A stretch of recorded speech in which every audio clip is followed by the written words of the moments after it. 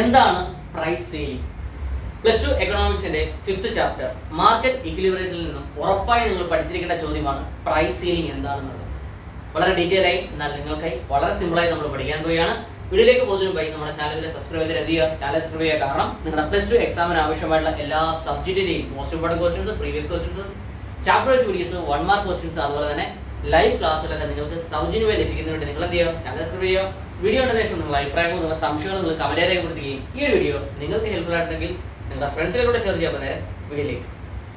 Price ceiling അഥവാ വിലപരിധി. എന്താണ് price ceiling അല്ലെങ്കിൽ വിലപരിധി എന്ന് പറയുന്നത്?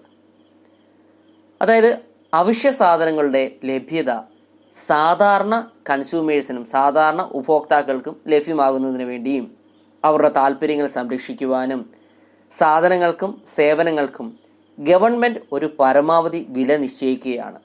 ഇതിനെയാണ് പ്രൈസ് സീലിംഗ് അഥവാ വിലപരിധി എന്ന് പറയുന്നത്. എന്താണ്?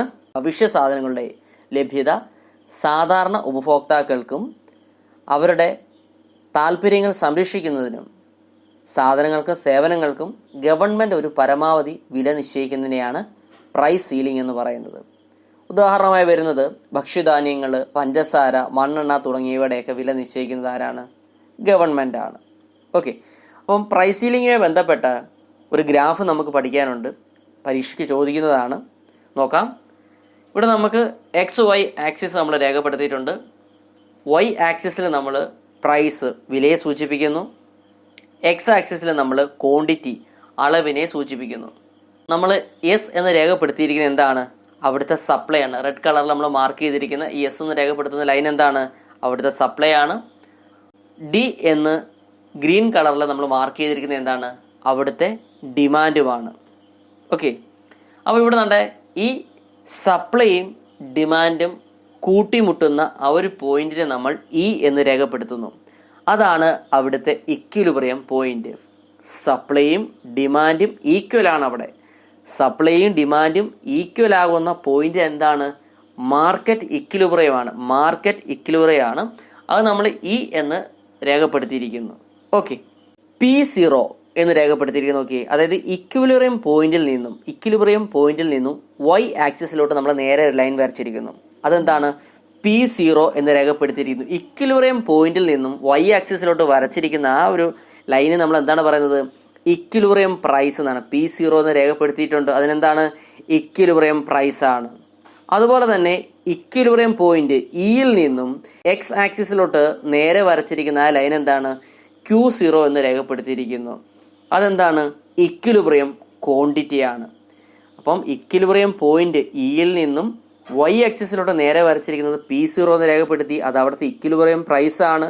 അതുപോലെ ഇ എന്ന പോയിന്റിൽ നിന്നും എക്സ് ആക്സിസിലോട്ട് നേരെ വരച്ചിരിക്കുന്നതാണ് Q0. അത് അവിടുത്തെ ഇക്വിലിബ്രിയം ക്വാണ്ടിറ്റിയുമാണ്. ഇവിടെ P0 എന്ന് പറയുന്നത് ഇക്വിലിബ്രിയത്തിൽ ഉള്ള ആ ഒരു പ്രോഡക്റ്റിൻ്റെ പ്രൈസാണ്. ഇവിടെ P0 കൂടുതലായതുകൊണ്ട് തന്നെയാണ് സാധാരണ ഉപഭോക്താക്കൾക്ക് അവശ്യ സാധനങ്ങളുടെ ലഭ്യത കുറയുന്നത്. അപ്പോൾ ഇത് ഒഴിവാക്കുന്നതിന് വേണ്ടിയാണ് ഗവൺമെൻറ് നിശ്ചയിക്കുന്ന, അല്ലെങ്കിൽ ഗവൺമെൻറ് ഒരു വിലയിലൊരു പരിധി നിശ്ചയിക്കുന്നത്. അതിനെയാണ് നമ്മൾ പ്രൈസ് സീലിംഗ് അല്ലെങ്കിൽ PC എന്ന് പറയുന്നത്. അതാണ് നമ്മൾ രണ്ടാമത് രേഖപ്പെടുത്തിയിരിക്കുന്നത്. Okay, PC price ceiling. അപ്പോൾ എപ്പോഴും എന്തായിരിക്കും? ഈ പ്രൈസ് സീലിംഗ് എപ്പോഴും എന്താണ്? ഇക്വിലിബ്രിയം പ്രൈസിന് താഴെയായിരിക്കും. അതായത് P0യ്ക്ക് താഴെയായിരിക്കും പ്രൈസ് സീലിംഗ് വരുന്നത്.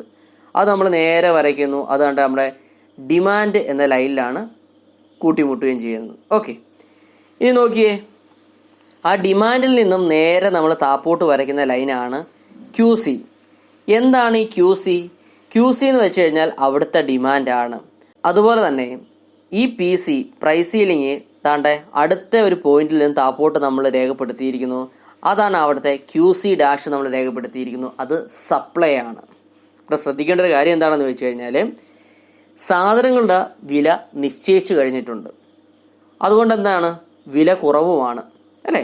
അതായത് ഇക്വിലിബ്രിയം പ്രൈസിൽ നിന്നും താഴെയായിരിക്കും എപ്പോഴും പ്രൈസ് സീലിംഗ് വരുന്നത്. ഇപ്പോൾ ഇവിടെ എന്താണ്? വില കുറവാണെന്ന് നമുക്ക് ഉറപ്പിക്കാൻ സാധിക്കും. ഓക്കെ, അപ്പോൾ വില കുറവായതുകൊണ്ട് തന്നെ ഡിമാൻഡ് കൂടുകയാണ്. ഓക്കെ, ഡിമാൻഡ് കൂടുകയാണ്. ഇവിടെ ഡിമാൻഡാണ് സപ്ലൈക്കാളും കൂടുതൽ. കാരണം എന്താണ്? വില കുറവാണ്. ഇവിടെ ഡിമാൻഡ് നമ്മൾ രേഖപ്പെടുത്തിയിരിക്കുകയാണ് QC എന്ന് രേഖപ്പെടുത്തിയിട്ടുണ്ട്. അതുപോലെ സപ്ലൈ എന്താണ്, നമ്മൾ QC ഡാഷ് എന്നും രേഖപ്പെടുത്തിയിട്ടുണ്ട്. ഇവിടെ ഡിമാൻഡാണ്, വില കുറവായതുകൊണ്ട് തന്നെ എന്താണ്, ഡിമാൻഡാണ് സപ്ലൈക്കാട്ടിലും കൂടുതലായി നിൽക്കുന്നത്. ഓക്കെ, അപ്പം വില നിശ്ചയിച്ച് കഴിഞ്ഞിട്ടുണ്ട്, വില കുറവായതുകൊണ്ട് തന്നെ എന്താണ്, ഡിമാൻഡ് കൂടുകയും ചെയ്യുന്നു. ഇവിടെ എന്താണ്, ഒരു എക്സസ് ഡിമാൻഡ് ഉണ്ടാവുകയാണ്. അത് നമ്മൾ രാഷ് കളറിൽ നമ്മൾ രേഖപ്പെടുത്തുകയും ചെയ്തിട്ടുണ്ട് ഈ ഗ്രാഫിനകത്ത്. മനസ്സിലാവുന്നുണ്ടല്ലോ? ഓക്കെ, അപ്പം പ്രൈസ് സീലിങ്ങിൻ്റെ ഡിസഡ്വാൻറ്റേജസ് അല്ലെങ്കിൽ പോരായ്മകൾ എന്തെല്ലാമാണെന്ന് നോക്കാം. ഓക്കെ, നമ്മൾ പറഞ്ഞു കഴിഞ്ഞു ഇത്തരത്തിലുള്ള അവശ്യ സാധനങ്ങളെല്ലാം വിൽക്കുന്നതും കൂടുതലും എന്താണ്, റേഷൻ കടയിലൂടെയൊക്കെ ആയിരിക്കും. അപ്പോൾ റേഷൻ കടകളിൽ നീണ്ട ക്യൂവിന് കാരണമാകുന്നു, ഡിസഡ്വാൻറ്റേജ് ആണ് വരുന്നത്. അതുപോലെ തന്നെ കൺസ്യൂമറിന് ആവശ്യമുള്ളതിൽ കുറവ് സാധനമാണ് റേഷൻ കടകളിലൂടെ ലഭിക്കുന്നത്. ഇപ്പോൾ എല്ലാവർക്കും ഇപ്പോൾ വില കുറഞ്ഞു എന്ന് കരുതി എല്ലാവർക്കും വലിയൊരു ക്വാണ്ടിറ്റിയിൽ കൊടുക്കത്തില്ല, എല്ലാവർക്കും ഒരു നിശ്ചിത ക്വാണ്ടിറ്റി മാത്രമേ ആ ഒരു ഉൽപ്പന്നം കൊടുക്കുന്നുള്ളൂ. അതും എന്താണ്, ഒരു പോരായ്മയായി മാറുന്നുണ്ട്. ഓക്കെ, അപ്പം ഇന്ന് നമ്മൾ പഠിച്ചത് പ്രൈസ് സീലിംഗ് ആണ്. എന്താണ് പ്രൈസ് സീലിംഗ് എന്ന് പറഞ്ഞത്? അവശ്യ സാധനങ്ങളുടെ ലഭ്യത ഉപഭോക്താക്കൾക്ക് ലഭ്യമാകുന്നതിന് വേണ്ടി, അവരുടെ താല്പര്യങ്ങൾ സംരക്ഷിക്കുന്നതിന് വേണ്ടി സാധനങ്ങൾക്കും സേവനങ്ങൾക്കും ഗവൺമെൻറ് ഒരു പരമാവധി വില നിശ്ചയിക്കുന്നു. ഇതിനെയാണ് പ്രൈസ് സീലിംഗ് എന്ന് പറയുന്നത്. അതുപോലെ തന്നെ പ്രൈസ് സീലിംഗ് എപ്പോഴും എന്താണ്, ഇക്വിലിബ്രിയം പ്രൈസിന് താഴെയായിരിക്കുമെന്നും ഓർത്തിരിക്കണം. അതുപോലെ തന്നെ എപ്പോഴും ഇതെന്താണ്, ഒരു എക്സസ് ഡിമാൻഡിന് കാരണമാകുന്നു. ഓക്കെ, അപ്പോൾ ഇതാണ് പ്രൈസ് സീലിംഗ്.